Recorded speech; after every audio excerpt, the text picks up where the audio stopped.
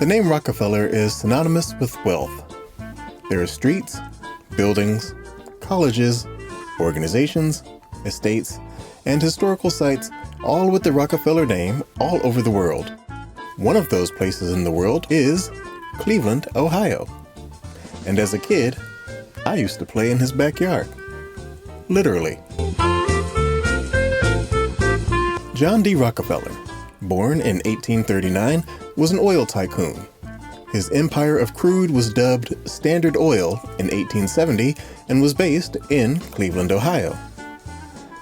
In 1873, Rockefeller and investors purchased 235 acres of land east of Cleveland, where he built a grand Victorian mansion upon a hilltop overlooking Cleveland for the purpose of being a water cure resort, a sanitarium. The resort quickly failed in about a year's time. However, the grand Victorian mansion would live on as the Rockefeller summer home, also known as the Homestead, and ultimately as Forest Hill. The property included forests, creeks, and ponds, and eventually would boast miles of bridle trails and a full golf course.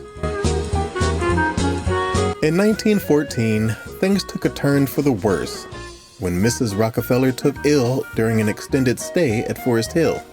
It was at this time that the Cuyahoga County auditor decided to hit Rockefeller with an enormous tax bill on the grounds that he was a resident of Cuyahoga County. In 1915, Mrs. Rockefeller died, and John D. never returned to Cleveland. Grieving and still miffed by the county auditor's tax stunt, Rockefeller would never show any generosity to Cleveland again. In 1917, tragedy would once again rear its ugly head, this time in the form of a suspicious fire. While the exact details remain a bit murky, the commonly accepted story is that a disgruntled servant took out his anger toward Rockefeller in the form of arson, burning the grand mansion to the ground. The exact truth, however, is unlikely to ever be known. In 1932, John D. Rockefeller Sr. sold his once beloved property to his son, John Rockefeller Jr., for $2.8 million, about $51,426,000 in today's money. In 1939, John Jr. donated the estate to the cities of East Cleveland and Cleveland Heights. It was to be used expressly for public recreation. With the help of landscaping architect A.D. Taylor, it was developed into a park. In the same year, the WPA, or Works Progress Administration, constructed a stone footbridge connecting the park across the two cities. Its single-arch construction spans 140 feet over Lee Boulevard at a height of 48 feet. The park opened to the public in 1942. On the land east of Lee Boulevard, John Jr. would commission a Garden City-inspired development to be headed by Andrew J. Thomas of New York.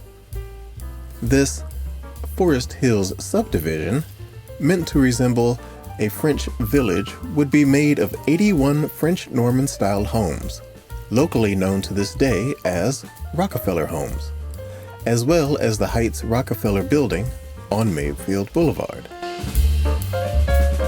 Today, both halves of Forest Hills Park consist of winding walking paths, woods, baseball diamonds, tennis courts, a lake occupied by a legion of Canadian geese, playgrounds, even a football field, and of course, a sledding hill. Contrary to my earlier statement, John D. Rockefeller would indeed return to Cleveland one final time following his death in May of 1937, when he would be interred in Lakeview Cemetery. It was a beautiful day in Cleveland, and I was able to get some shots of some of the key areas of the park, starting with the Big Lake.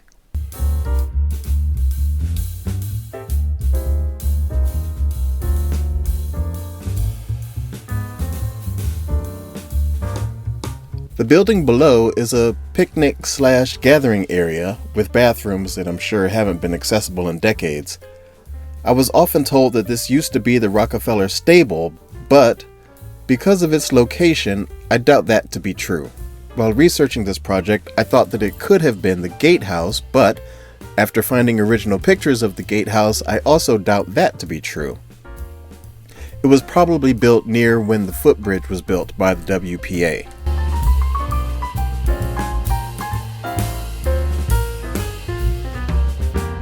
Here we have what we used to call Grandpappy Hill. It was the sled hill that would have been on the north side of the mansion. These days, I doubt it snows enough for it to get much use. This is an approximation of what the mansion would have looked like in its original location overlooking Grandpappy Hill.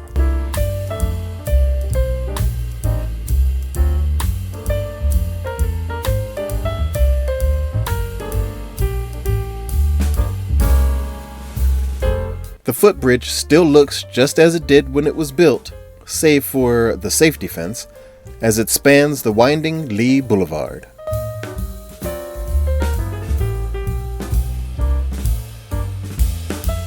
And those French Norman homes Rockefeller Jr. built? Well, they look pretty much the same too, just as fine as they did way back when.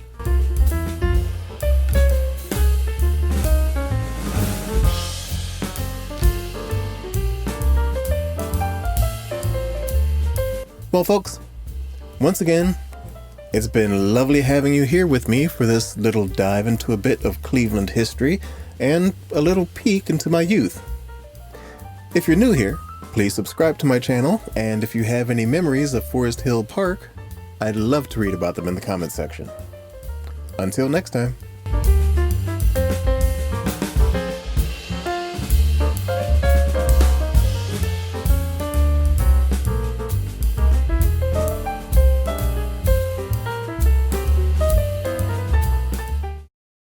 Park.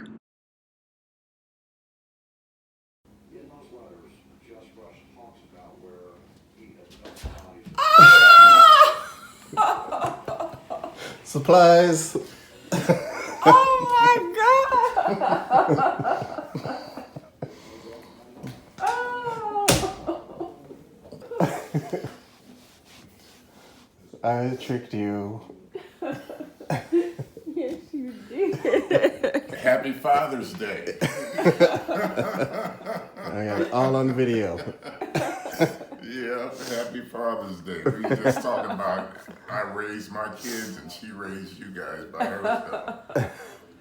Yeah. Oh my gosh.